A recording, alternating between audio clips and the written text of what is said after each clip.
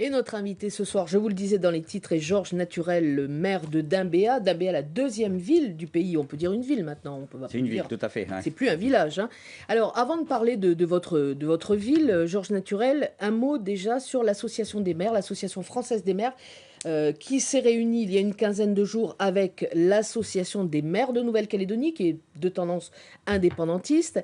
Vous avez les mêmes problèmes. Déjà, est-ce que les clivages, ils existent encore? Est-ce qu'il y a vraiment des problèmes entre vous, problèmes idéologiques, je dirais? Alors, je pense qu'on ne peut pas le cacher. Il y a quand même sur des sujets, j'allais dire, plus politiques et des différences entre différents maires de collectivités, mais sur la grande majorité des dossiers, on a les mêmes soucis. Enfin, l'intérêt, le travail des maires des communes, c'est de travailler dans le cadre de l'intérêt des populations. Donc là-dessus, je crois qu'on a effectivement la même vision et en tout cas la même volonté d'améliorer le cadre de vie de nos administrés. Est-ce que vous pensez que les communes ont été les grandes oubliées des accords politiques? Alors effectivement, je crois que puis c'est l'histoire qui l'a fait. Les accords de Matignon, on a signé un accord pour éviter et arrêter les affrontements. Donc il y a eu la création des provinces, on s'est axé sur la création des provinces. Les accords de Nouméa, ça a été l'axe plus du rééquilibrage qui a été initié. Et c'est vrai que dans ces deux accords, les communes, collectivités de l'État n'ont pas du tout été associées ni n'ont participé aux discussions. Et c'est regrettable parce que on est vraiment au contact, hein, j'allais dire 365 jours par an avec nos populations, et on a, je pense, quelque chose à apporter pour les discussions de l'avenir institutionnel. Vous avez demandé à faire partie de ces discussions sur l'avenir? Effectivement, c'est une demande qu'on a formalisée ensemble, hein, les deux associations de maires, et le Premier ministre l'a accepté. Donc, la prochaine mission, on sera associé aux discussions. Les deux associations, seront représentées pour apporter leur participation aux discussions sur l'avenir institutionnel. Deux problèmes propres aux communes, en particulier. D'abord, la première sur la fiscalité des communes, 72% donc des recettes, c'est le fonds intercommunal de péréquation. On ne va pas rentrer dans les détails techniques, mais dans des communes à fort développement comme la vôtre, est-ce que cette fiscalité, elle est encore adaptée? Alors, c'est effectivement un sujet important. Et du reste, on a mené une étude ensemble, hein, sur la problématique de la fiscalité des communes. Je rappelle un chiffre tout bête. On touche en Nouvelle-Calédonie 2 fois moins de recettes que la même commune en métropole par habitant. Donc, ça vous donne un petit peu l'écart. Et nos compétences tentent à évoluer. Donc, forcément, plus ça va, plus on devient en termes d'équilibre budgétaire, très limité. Après, effectivement, il faut faire la différence entre une commune qui est établie et qui a ses équipements, j'allais dire, qui existent, il y a un renouvellement à faire, et des communes en fort développement, comme celle de Koné, par exemple, dans le VKP, comme celle de Païta, comme celle de Dimbéa, où là, il y a des besoins immédiats. Alors, les populations arrivent, on a besoin de construire des écoles, de construire des équipements sportifs, des équipements publics. Donc effectivement, il y a un besoin, j'allais dire, sur une courte période. Et ça fait partie des réflexions que nous avons et d'une demande qu'on a formalisée. Il faudrait peut-être qu'à côté du fonds intercommunal de péréquation, qui est la ressource principale des communes, on ait peut-être une enveloppe qui puisse servir à ces communes en fort développement pour la période, j'allais dire, de sa croissance qui est importante. Quand vous discutez avec l'autre association des maires, celle de Nouvelle-Calédonie, il y a un problème qui est récurrent et qui touche quasiment toutes ces communes, c'est la délinquance. Est-ce qu'il y a des compétences partagées?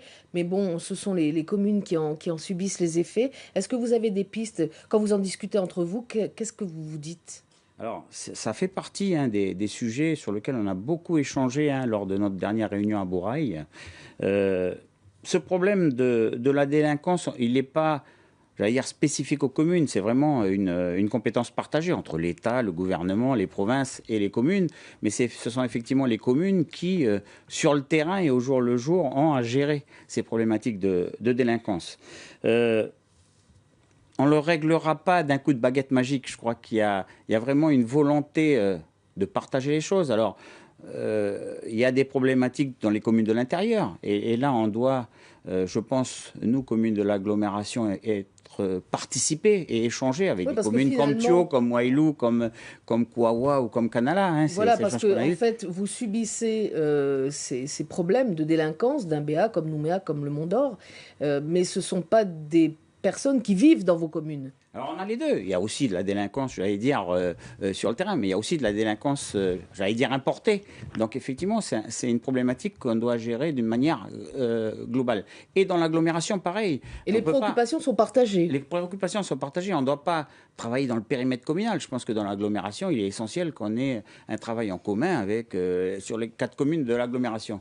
Et bon, il y a une mission en cours. Je le reçois du reste mercredi, le préfet en charge des contrats locaux de sécurité. Qui a été annoncé par Manuel Valls. Donc il est déjà là depuis une semaine. On attend beaucoup de cette mission. Ensuite, personnellement, je pense qu'il faut essayer, il faut éviter de faire un copier-coller de ce qui existe en métropole. Je pense qu'on a des populations, des situations particulières. On en entend parler, en particulier suite aux événements de Thio, que les coutumiers ont leur part à jouer.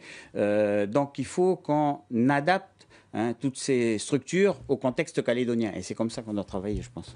Alors, Georges Naturel, on va maintenant parler de la ville qui vous tient à cœur et dont vous êtes le maire, d'Imbéa qui va de Koutio à Katiramona en 1961. Alors ça, j'adore. En 1961, il y avait 463 habitants, moins qu'à Bélep. Moins qu'à Bélep et à Moindou. Et qu'à Moindou. Et aujourd'hui, il y en a 35 000.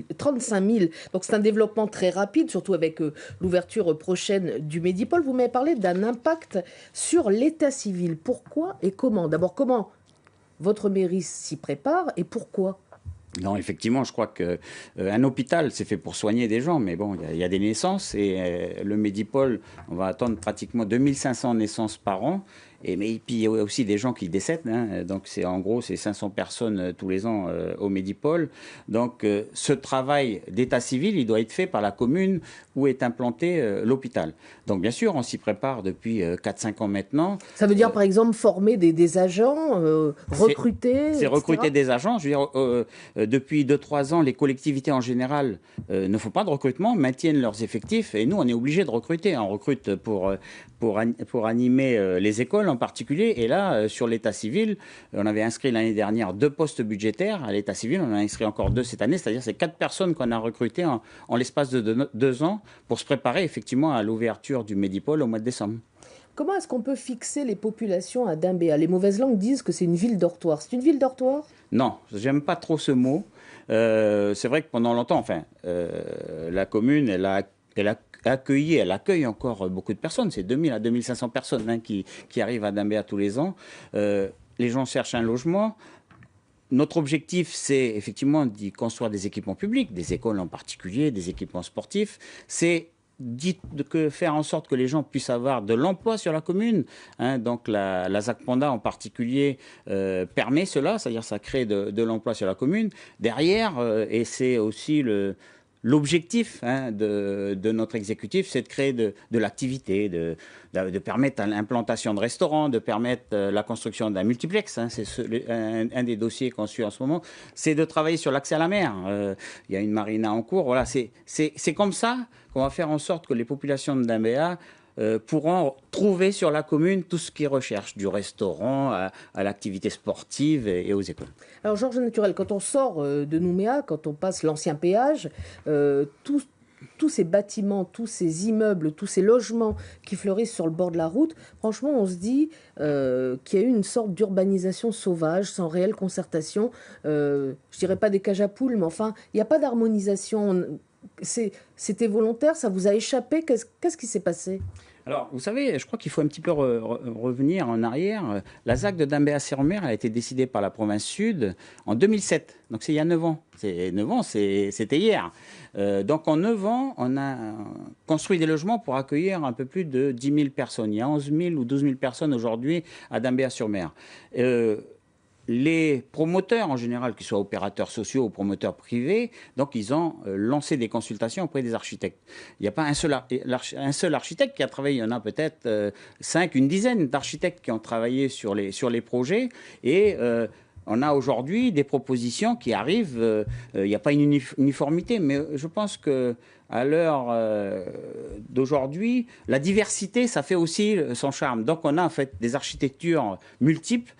Bon, je pense que dans les années à venir, avec l'évolution de la verdure, les plantations qui vont arriver, bon, on va retrouver une ville. Je suis persuadé que dans 10-15 ans, on aura une autre vision de Dambéa-sur-Mer. Après, je veux dire, la grosse difficulté, c'est que beaucoup de gens voient Dambéa-sur-Mer en passant sur la voie express. Mais il faut y aller à l'intérieur pour voir ce qui est en train de se construire et les populations qui y vivent. En tout cas, moi, je sais que la grosse majorité des gens qui vivent à Dambéa sont heureux d'avoir un logement et en tout cas de pouvoir vivre dans cette commune. Alors, vous avez parlé de verdure, vous avez parlé de l'intérieur de Dambéa. C'est vrai, quand on prend la route de la rivière, etc., ou du côté du golfe, c'est vrai qu'on oublie souvent que la commune de Dambéa, c'est une commune qui est encore rurale. C'est-à-dire qu'il y a encore des propriétés juste aux portes de Nouméa. Ça, c'est quelque chose que vous voulez conserver ? Alors, c'est une vraie volonté de l'exécutif municipal. Lorsqu'on a révisé notre plan d'urbanisme directeur à partir de 2008, il a été voté en 2012 avec la province sud, on a souhaité préserver ce cadre de vie, cette qualité de vie qu'on retrouve dans le nord de la commune. Les gens qui y vivent, c'est ce qu'ils recherchent. Donc on a limité volontairement l'urbanisation de cette partie de la commune. Vous savez, moi j'ai l'habitude de dire que c'est le poumon vert de l'agglomération. Donc on a besoin dans l'agglomération d'avoir aux portes de Nouméa ce poumon vert et autour de la rivière de la Dambéa. Et puis, on vient d'en parler, il y a le développement de Dambéa-sur-Mer, la zone qui est en train de s'urbaniser. Donc la commune, elle ne pouvait pas maîtriser une urbanisation à Dambéa-sur-Mer et une autre urbanisation dans le nord de la commune. Et on a encore des terrains et des belles superficies qui sont en zone agricole. Il n'y a pas de centre-ville à Dambéa ?